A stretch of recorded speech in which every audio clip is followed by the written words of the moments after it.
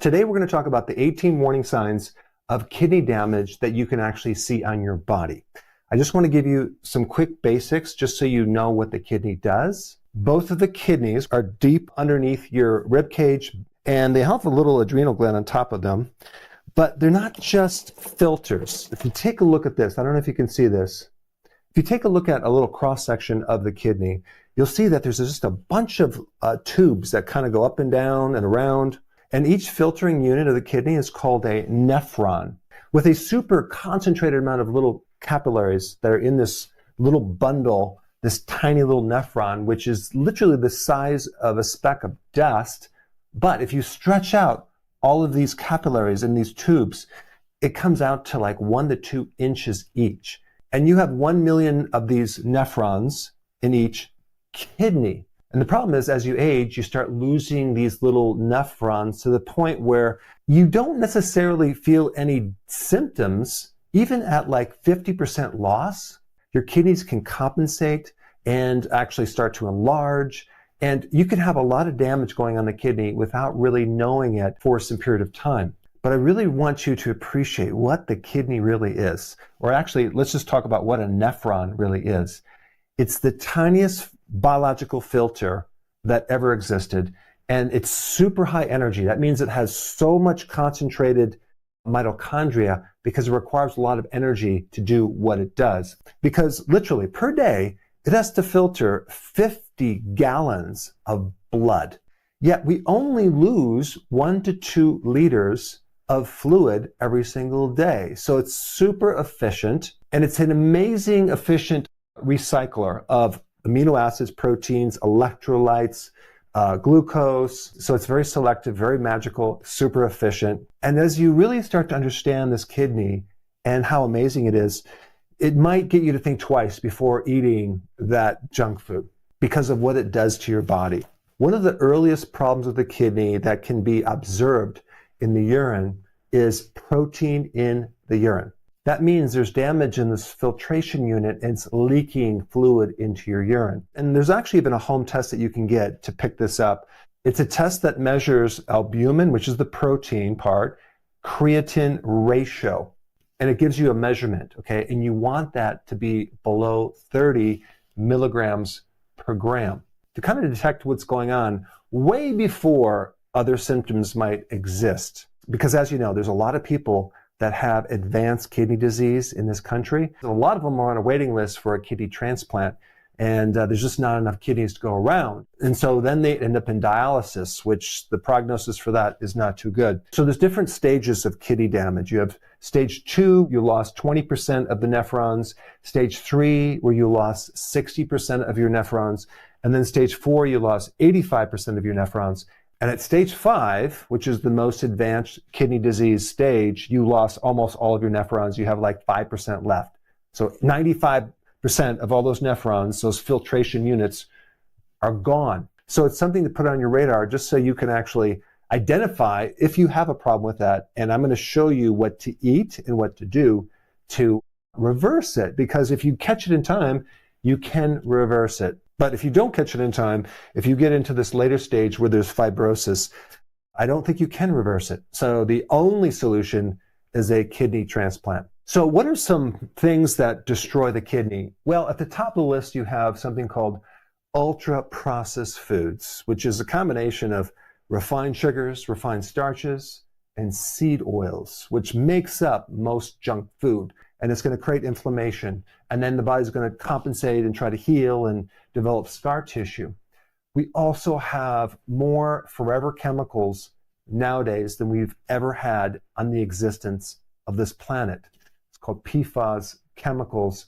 And so we're bathing in a sea of chemicals. The kidney was never designed to handle that many chemicals. This is why it's super important to have a really good filter for your water and just to avoid these chemicals as much as possible. One of the biggest culprits for damage to the kidney is insulin resistance, which comes from consuming too many ultra-processed food calories. I've talked many times about that. And then even the side effect from medications, huge. There are certain antibiotics that just destroy the kidney. In fact, a lot of drugs not only destroy the kidney, but the liver as well because they have side effects and they're super concentrated and they're drugs. But what might be surprising to you is a low amount of vitamin D level will injure the kidney, which is interesting because apparently we need vitamin D to protect ourselves against inflammation. And when we don't have enough, the amount of inflammation is much, much higher. So there's a direct correlation between low vitamin D and kidney damage. On the flip side, the kidney has a special function of converting vitamin D to the active form. So as the kidney becomes damaged, you're not able to convert the inactive to the active vitamin D. And not to mention the liver too. There's no way you're going to have a really sick kidney and a really healthy liver. When one is damaged, the other one's going to be damaged. And so both the liver and the kidney work to turn this inactive vitamin D into the active form. So vitamin D3 is a bidirectional problem. So if the kidney's damaged, you can't make vitamin D. If you don't have enough vitamin D, it can create kidney damage. This also goes with magnesium. If you don't have enough magnesium, the kidney becomes damaged, which is interesting because you wouldn't think of a deficiency of a nutrient actually directly destroying the kidney, but it does. So the kidney really needs vitamin D and magnesium to protect itself. And also potassium. I didn't put that on the list because it's not as important as magnesium and vitamin D, but it's also important. Also, people that have low amounts of omega-3 fatty acids, chances are they're going to have high amounts of omega-6 fatty acids, which are the seed oils, which are very inflammatory. Not having enough omega-3, anti-inflammatory, and having too much of the inflammatory fats is very deadly for the kidney. And this last one is super fascinating. When you don't have a good amount of sleep, that alone can directly damage the kidney. And maybe that's because it alters your blood sugar. I'm not sure. But having enough sleep can be super therapeutic for your kidney. But now let's talk about the visible signs of identifying kidney damage. All right, let's go to number one, puffy eyes. The entire eyelids on the top and the bottom are just kind of, they look like they're swollen. That's an indication that the kidney is damaged, especially if it's in the morning. Number two, swollen feet. If you press into your feet or your ankles and it leaves a dent, that's called pitting edema. A lot of times that's a kidney issue. It could also be liver related, but kidney as well. Number three, swollen hands. This could be in your fingers. You can't get your ring on. You kind of bend them and they're like painful because it's filled up with fluid, okay? That's a kidney issue. Number four, sudden weight gain. That's not fat. It's fluid retention. Number five, foamy urine is a visible sign of kidney damage, usually protein in the urine. Number six, itchy skin. This is something that you can actually see someone scratching, and that would be indication of kidney, but it can also be a liver as well. Number seven, pale skin.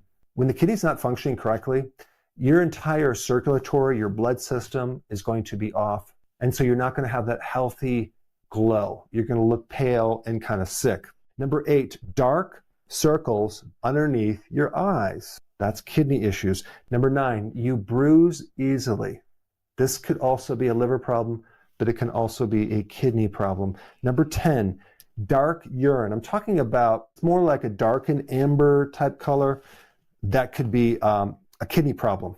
Number 11, blood in the urine could indicate kidney problems. Number 12, the output of urine is less. Number 13, constantly tired. Number 14, restless leg syndrome. Now this could also be a magnesium deficiency. It can be a problem with a lack of B1, but typically the actual reason for that is because the diet's so bad. And a lot of times people even are pre-diabetic at that stage, but restless leg syndrome is definitely a symptom of kidney issue, as well as muscle cramps, especially in the early morning. That could be a kidney problem. It also could be a magnesium deficiency, but like I said before, when you're low in magnesium, you can also have kidney damage. Number 16 is poor appetite. 17, bad breath. This can also be a liver problem because again, you're not filtering things out. You're building up waste. And then nail changes, ridges in the nail. That could also be a kidney problem. Now, if you have advanced stage 5 kidney disease, you need to be with your doctor and double check everything I'm saying as far as my recommendations, because that's a whole different thing and you have to be monitored. But let's say you're just interested in preventing a kidney problem. I'm going to give you some important tips. Have plenty of vitamin D and magnesium and phosphorus. But I just want to mention something about phosphorus.